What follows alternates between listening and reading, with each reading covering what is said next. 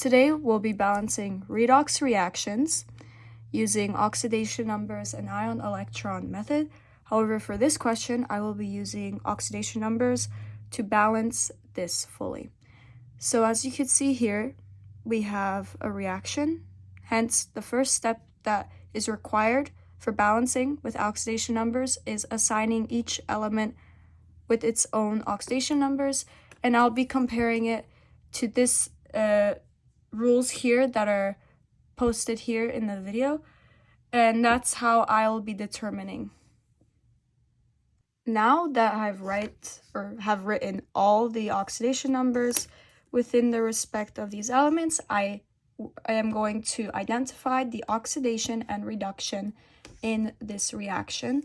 So we're going to just compare the oxidation numbers on both sides and see if we can differentiate something here.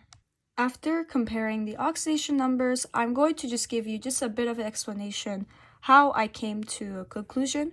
So first I decided, okay, sulfur, let's determine whether it's being oxidized or being reduced. So we have a charge of +6 here, and then for the reactant, and then for the product is a +4.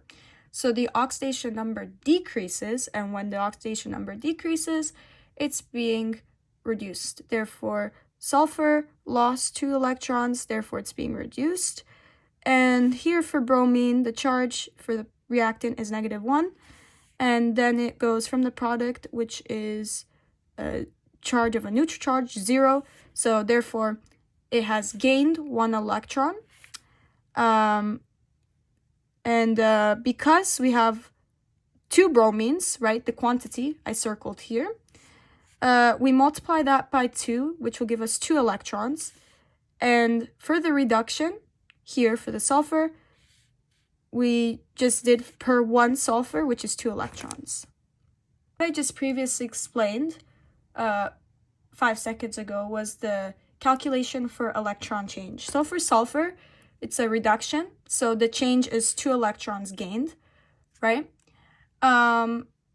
Therefore, 2 electrons have been gained. And then for bromine is oxidation, right?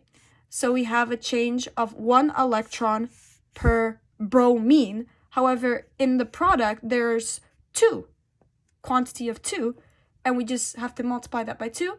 Therefore, the total electrons lost is 2. And for step 4, we're just like comparing the electrons. And because the electrons gained are the same as the electrons lost, right? 2 electrons, here 2 electrons, they are equal. So the electrons are balanced. And because I multiplied the bromine by 2 here, right? I'm going to add 2 here on the hydrogen bromide, because I'm adding coefficients to the redox species. Now that we added the coefficients to the redox species, we're not fully done because we need to balance the remaining atoms. I am going to add a 2 in front of the water. And the reason being is, in the reactants, we have 4 hydrogens. And before I added the coefficient here, we only had 2 hydrogens. And because of that, that's not balanced, right? That's why I added a 2 here, because 2 times 2 is 4. That will give us 4 hydrogens. 4 hydrogens here, balanced. Oxygen, 2 oxygen here, plus the 2 here, 4, right? And then we have 4 oxygens here, that's balanced. 2 bromines, that's balanced. Hence, and the sulfur is just 1. And because of this, now it's fully balanced. In conclusion, this is the correct answer. Balanced redox reaction using oxidation numbers. Okay, moving on to balancing redox reaction in an acidic solution. So as you can see here, this is question 16, right? This is an acidic solution. And for this one, it's going to be completely different to oxidation numbers because we're not using that. We're using the ion electron method. So for the first step, we need to write the reaction and split it into half reactions. So first, we write the unbalanced reaction here, right? And we have to split it into 2 half reactions. So we have one for redox reaction, and then one for the oxidation.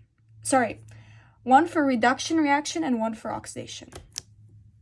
Now that we have written the reduction and oxidation half reactions, as you can see here, step 2 is to balance all atoms except H and O, right? However, we see here, okay, it's balanced, right? The manganese is balanced, the sulfur is balanced, therefore, the step is already completed. Okay, now this step is going to be a bit different from our last step, because we're balancing oxygen first by adding H2O. So you see here the permanganate has 4 oxygens, and right? And therefore we will add 4 H2Os on the product side. 4, we are going to balance the hydrogen by adding hydrogen ions. Because we have 4 H2Os, which contains 8 hydrogen atoms, we will add 8 hydrogens to the reactant side. And now we are going to balance the charges by adding electrons to the more positive side. Left side is 7 plus electrons, positive. The right side is 2 positive, so we're going to add 5 electrons to the reactant side, like so. We have to balance the oxidation half reaction since we have completed the reduction. So the hydrogen sulfide, sulfuric acid, is going from -2 to 0, so it loses 2 electrons. So we're going to balance the hydrogen by adding 2H plus to the product side. And step 7, we're going to equalize the electrons and combine. So for the lowest common multiple of the electrons is 10, so we're going to multiply the manganese reaction by 2, the sulfur reaction by 5, then add it together, and then we're going to cancel electrons and any common hydrogen ions. And after doing the lowest common multiple step, now we have to just cancel like any common species, and as you can see here, I just rewrote the half reactions. This is after that step, and now we are going to start eliminating and common species. We're going to first eliminate the electrons, so we have 10 here on the first one. We eliminate this one too on the second reaction. That's eliminated. On the right side of the first half reaction, we have 16 hydrogens on the left. And then on this right one, on the second half reaction, we have 10. Therefore, those are going to be canceled. We're going to subtract 10 hydrogens from both sides. Therefore, there's going to be 6 hydrogens remaining on the left for the first reaction. Because we did all these steps correctly, our conclusion is here like so. All electrons are gone, charges are balanced, and the atoms are balanced. And this is how you combine the 2 half reactions. And then you just cancel the steps. Cancel step by step. For the last part of the video now, we're going to balance a redox reaction in basic solution. So this is also following the ion-electron method. However, it's just going to be a little bit different in comparison to the acidic solution. So first, we have the unbalanced equation here for question 26. And the first step for this is write the reaction, as like we did, and we have to split it into half reactions. So that's, if we make a comparison to the acidic solution, it's kind of similar in terms of splitting it into half reactions. Now that we have completed step 1, I'm just going to do just a little explanation here. So for this compound here, it's a reduction. And then for this one compound here, it's an oxidation, because the copper is being reduced to copper metal, and then the sulfur in this compound is being oxidized. For step 2, we need to balance all atoms except the hydrogen and oxygen. So copper here, it's already balanced. The sulfur here for the oxidation, it's already balanced.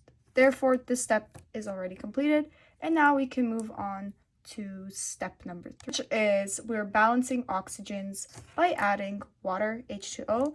So we're first going to check oxygen atoms. So for the oxidation, half reaction needs 2 extra oxygens on the product side. Therefore, we're going to add 2 H2Os to the product. And before I do this step, actually, I'm just going to draw out the table for balancing the basic solution, like so. Now that I drew the table out here, this is what we're referring to when we're balancing the hydrogens and the oxygens for the basic solution, like so. So first, like I said, right, we need to add the 2 H2Os to the product side for the oxidation half reaction.